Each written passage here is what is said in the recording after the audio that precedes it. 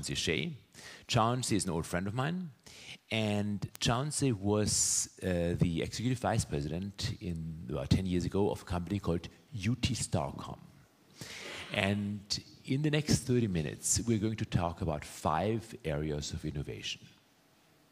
The first area of innovation is going to be about innovation, technology innovation in the mobile space, in the handphone space. The second one, technology innovation in the internet space. The third one, technology innovation and business model innovation in the gaming space. The fourth lies in the creativity space. And then the fifth one is how e-commerce gets transformed to the information business in China. So let's start with the first one, the mobile space. Like India, China is not primarily a computer country, a PC country, but is primarily a mobile country. As you might know, every day 1 million mobile phones, new mobile phones get sold in China, and about half of the people, 600 million people, have mobile phones in China.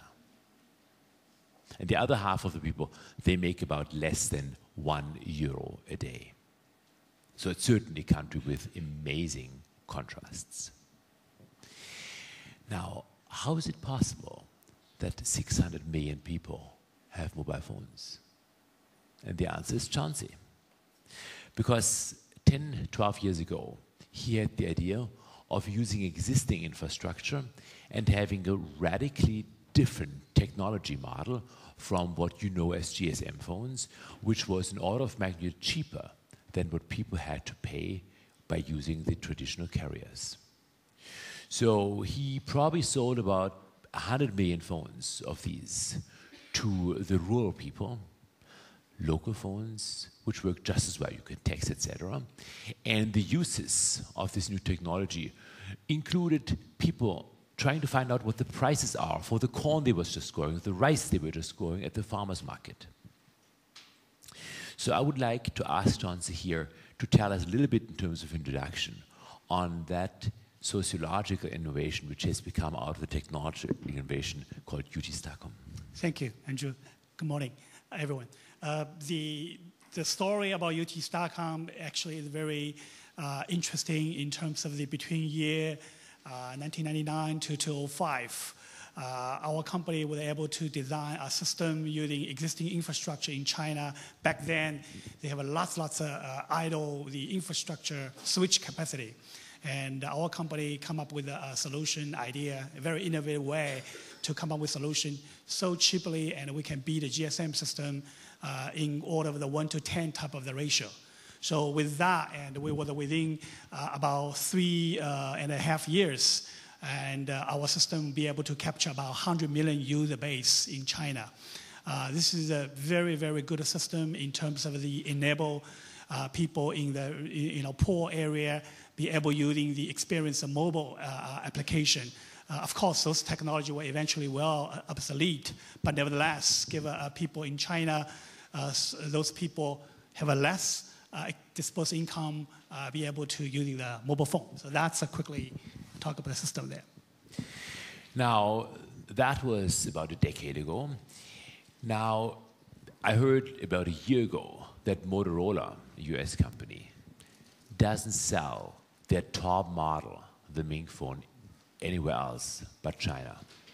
So it's very interesting how a company where mobile phones rank from the very bottom of society, poor people who spend, I think, about $6 to $8 a month, and they get flat rate, unlimited phone services, mobiles made by Chauncey's company, all the way to the very, very, very top phones which are made in the world. They premiere in China. Now, do you have an opinion of where you think a country which primarily is run on mobile phones as opposed to PCs, what the West might be able to learn from that innovation? Well, of course, it's always I was very fascinated to hear our India friends talk about the India market. It's definitely very similar. I think the trend in that sense, demand drive the innovation. Particularly, you have a very talented talent pool there, and you will be able to come up with new thing there. And the China experience definitely is showing with the people, with the drive, with the market needs, something wonderful and can improve the people's life, things like that. We'll have the other René speak later, René Obermann, and talk about the attempt of innovation at T-Mobile. And I think having such a big giant compared to what's happening in China is very, very interesting to listen to the talk in an hour. So that was the first part of innovation, talking about innovation in the mobile space. The second innovation, also technology innovation I want to talk about, is innovation in the internet space.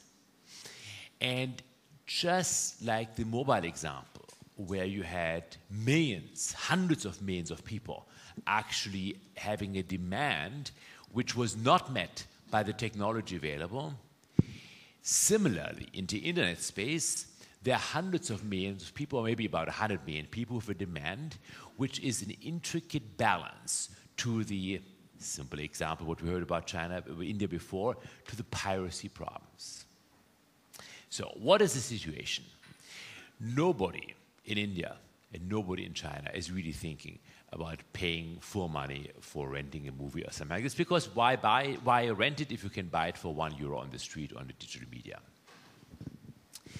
Now, the difference to the US and to Europe probably is that in the United States, some old-style companies try to shut down things like that, whereas the Chinese just accept this as a fact and say, let's try to actually create business models out of that, and more importantly, let's try to create the technology which allows us to do that.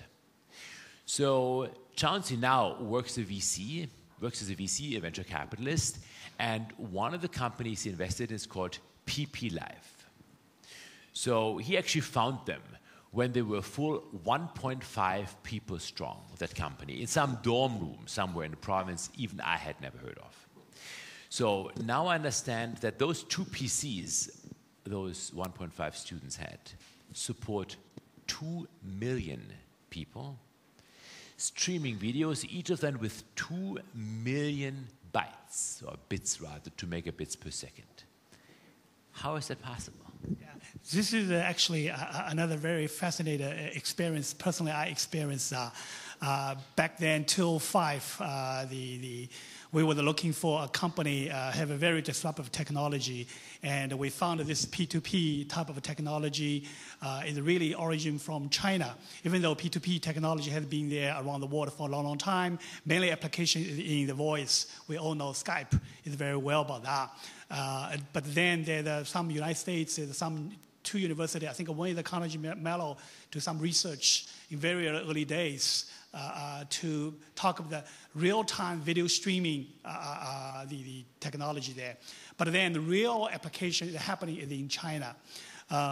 We would believe back then this is very disruptive technology. One way or another, this type of technology will have a winning in the worldwide. So in 2005, we would do the systematic research in China. We found this particular company called PP Live. And Andrew said that it's basically the guy name happened also first name is Bill. His name is Bill Yao, although it's not Bill Gates. But who knows what will happen there? Only sky the limit there, in a sense there. So this guy actually, when we found this company, he half-naked program in dorm. He's basically drop off. He's also drop off, but from graduate school instead of from the undergraduate school. So he's a company with our help and build a community very, very quickly. And today, the community have 90 million downloads already worldwide. Active user, more than 25 million users every day. They have 700 the real-time channels. You talk about movie channels, you talk about the different kind of the contents channel, all doing that. Now, early days, they talk about using very gray area, using contents, piracy contents there. But now they are, with our help, give a little bit tiny money, and they will be able to pay the contents. Recently, actually about half a year ago, MBA in China to using that particular system to test out. They're using 2 PCs, 2 megaband stream, simultaneously support 2 million users. This is mind-boggling. NBA, the executive was very, very amazed that this was the first time in the history that 2 million people simultaneously watch a Yao Ming's game. So that's kind of the innovation is happening in China, and it's affecting the world. And we already know, for example, 70% of the users is coming from China, another 30% is coming from internationally. The contents, certain people from Korea using, certain people from India using, and also, of course, around the world, Europe and the United States, all using that. And we are very, very sure this technology is going to stay there for long, whether or not the PP Life or something else, that's a different story. In 205, we believe that